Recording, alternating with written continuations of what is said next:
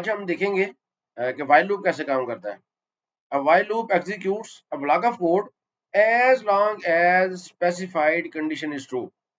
for loop में भी हमने देखा था कि इनिशियलाइज करते हैं हम, कंडीशन लिखते हैं और इंक्रीमेंट या डिक्रीमेंट। तो while लूप में भी हम कंडीशन लिखते हैं, लेकिन इसकी जो इनिशियलाइजेशन और इंक्रीमेंट डिक्रीमेंट का प्रोसेस है ना, वो थोड़ा डिफरेंट है जी। ये इसका सिंटैक्स है। आपने while लिखना है और ब्रैकेट्स के अंदर आपने ब्रेसेस के अंदर कंडीशन लिखनी है और उसके बाद लूप की बॉडी आएगी। जो इनिशियलाइजेशन है वो आपने लूप की बॉडी से बाहर करनी है और इंक्रीमेंट डिक्रीमेंट जो है ना वो लूप की बॉडी के अंदर करनी है। ये इसका फ्लो चार्ट है।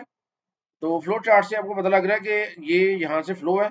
सबसे पहले ये कंडीशन चेक होनी है। अगर कंडीशन ट्रू है तो ये जितनी स्टेटमेंट्स आपने लिखी ना ये एग्जीक्यूट हो जाएंगी। स्टेटमेंट एग्जीक्यूट होंगी, दोबारा कंडीशन चेक होगी। अगर ये ट्रू है तो ये स्टेटमेंट एग्जीक्यूट होंगी। तो इस तरह ये प्रोसेस चलता रहेगा जब तक ये कंडीशन फॉल्स नहीं हो जाती। जब ये कंडीशन फॉल्स होगी तो लूप रुक जाएगा। तो आइए इसकी कुछ एग्जांपल्स करते हैं। Write a C plus plus program to print counting. तो वही जो काम हमने फॉर लूप से किया है वही हम देखते हैं कि हम व्हाइल लूप से कैसे कर सकते हैं। तो सबसे पहले हम काउंटिंग लिखते हैं 1 to 10। तो मैं ये कोड ब्लॉक ओपन करता हूँ।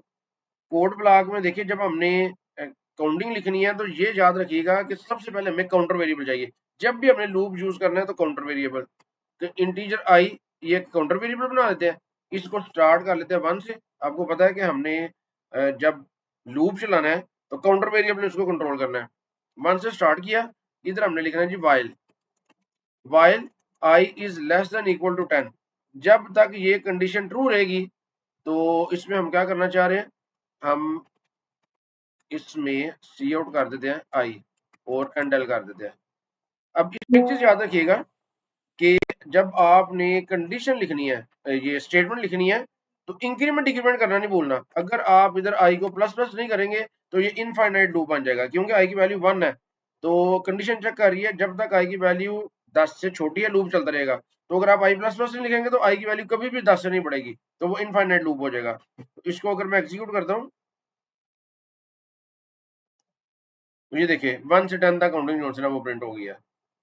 तो इस तरह आप व्हाइल लूप को यूज कर सकते हैं। इनिशियलाइजेशन, कंडीशन, इंक्रीमेंट या डिक्रीमेंट।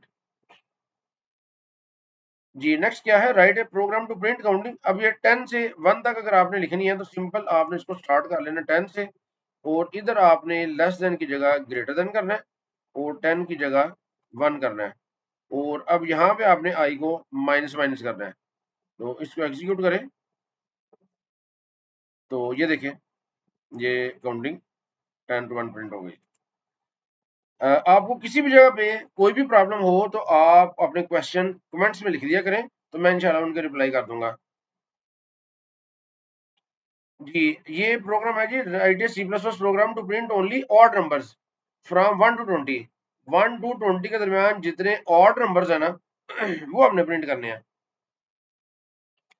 तो इसके लिए हम लूप को स्टार्ट करेंगे 1 से और हम कहेंगे जब तक ये लेस देन इक्वल है 20 के। अब ऑड नंबर्स हमने प्रिंट करने हैं तो हम क्या कर सकते हैं, हम देखिए 1 से अगर स्टार्ट हो रहा है तो हम आई में प्लस इक्वल टू अगर 2 कर दें तो पहले आई की वैल्यू 1 है, फिर 3 होगी, फिर 5, फिर 7, फिर 9। तो इस तरह ये सारे ऑड नंबर जो है वो प्रिंट हो जाएंगे। इसको मैंने एग्जीक्यूट किया तो ये देखिए 1, 3, 5, 7, 19 तक ऑड नंबर जो है वो प्रिंट हो गए। तो इस तरह आप ऑड नंबर्स प्रिंट कर सकते हैं। दूसरा तरीका ये है कि आप इसमें इंक्रीमेंट 1 का करें, इंक्रीमेंट 1 का करें और इससे पहले आप कंडीशन लगा लें। इफ इधर आप लिख लें आई मॉड 2 डबल इक्वल टू 1। अगर ये डबल इक्वल 1 है तो इसका मतलब है कि ये ऑड नंबर है, तो फिर आप इसको सी आउट के अंदर सी आउट करवा दें, अदरवाइज सी आउट ना करवाएं। तो एक ही काम को करने के हमारे पास मल्टीपल वेज हो सकते हैं। तो आपको जो अच्छा लगे, ये देखिए जी ऑड नंबर प्रिंट हो गए। तो जो आपको इजी लगे, लेकिन आपको दोनों अप्रोच का पता होना चाहिए कि ये होनी कैसे है। ठीक है जी। Write a C plus plus program to input 2 numbers from user. 2 number user से हमने इनपुट करने हैं and print only even numbers between them. अब वो जो 2 नंबर्स है ना वो हमने यूजर से इनपुट करने हैं। तो जब भी हमने यूजर से इनपुट करना है तो आपने पहले वो वेरिएबल बना लेने हैं। आई तो काउंटर वेरिएबल होगा, और मैं n1 और n2 दो वेरिएबल बना लेता हूँ। सी आउट कर लेते हैं, एंटर टू नंबर्स, और आप सीन कर ले n1 और n2 को। उसके बाद अब आपने जो आई को, इसकी स्टार्टिंग वैल्यू क्या रखनी है, आपने n1 रखनी है, क्योंकि जो नंबर यूजर ने इनपुट करने ना, उन दोनों के दरमियान हमने इवन नंबर प्रिंट करने हैं। तो स्टार्टिंग वैल्यू होगी जो यूजर ने n1 के अंदर लिखा है। अब इधर हम लूप लगा लेंगे, while i is less than equal to n2, जब तक वो n2 से छोटा है तो लूप चलता रहेगा। अब यहाँ पे हमें ये नहीं पता कि यूजर ने ऑड से स्टार्ट करना है कि इवन से स्टार्ट करना है। जो पहला नंबर यूजर ने इनपुट करना है उसके बारे में हमें डाउट है। तो वो ऑड भी हो सकता है, इवन भी हो सकता है, लिहाजा हम यहाँ पे आई में +2 वाला जो इंक्रीमेंट है ना, वो वाला मेथड यूज नहीं कर सकते, क्योंकि अगर यूजर ने 1 एंटर कर दिया n1 में, तो आई की वैल्यू 1 है, फिर 3 होगी, फिर 7, 5, फिर 7। लिहाजा हमने इधर इफ कंडीशन लगानी है, if I mod 2 double equal 0। अगर ये कंडीशन ट्रू हो तो फिर हमने सी आउट कर देना है आई को, और इधर हमने आई में प्लस प्लस कर देना है। तो ये है जिसका प्रॉपर तरीका। इसको मैं एग्जीक्यूट करता हूँ। तो अब वो कह रहे हैं अंडर टू नंबर्स, मैं कहता हूँ जिधर फॉर एग्जांपल देखिए 3 मैंने लिखा, 3, और दूसरा नंबर मैं लिख देता हूँ फॉर एग्जांपल 14।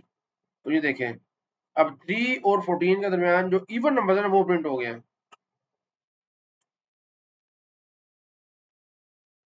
जी, अब इसके बाद 10 स्टूडेंट्स के मार्क्स आपने इनपुट करने हैं, और उनका सम और एवरेज जो है ना, अब वो प्रिंट करनी है।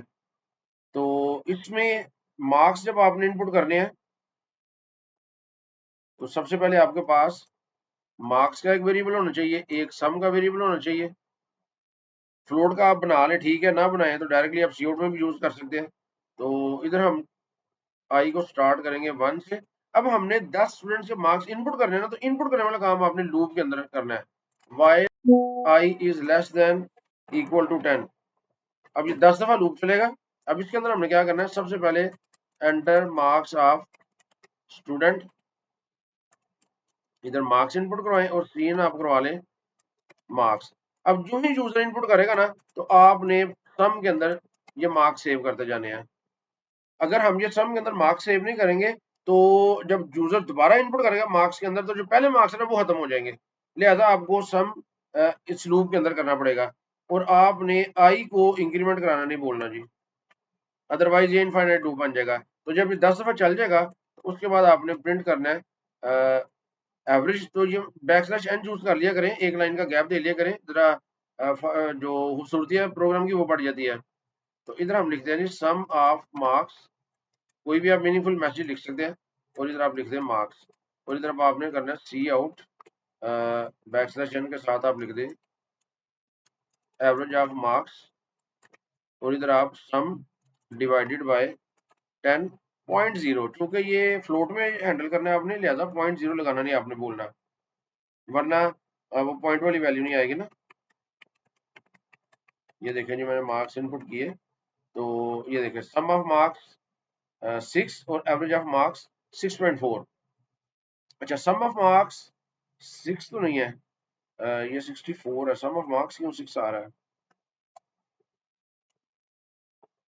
अच्छा सॉरी, ये देखें जी, हमने इधर लिख दिया मार्क्स लिख दिया है, जबकि हमने इधर सम लिखना था। तो इसे कहते हैं लॉजिकल एरर, कि सिंटैक्स एरर में कोई नहीं है इधर, तो लेकिन रिजल्ट्स जो है ना वो गलत आ रहे हैं, तो इधर हमें सम लिखना था।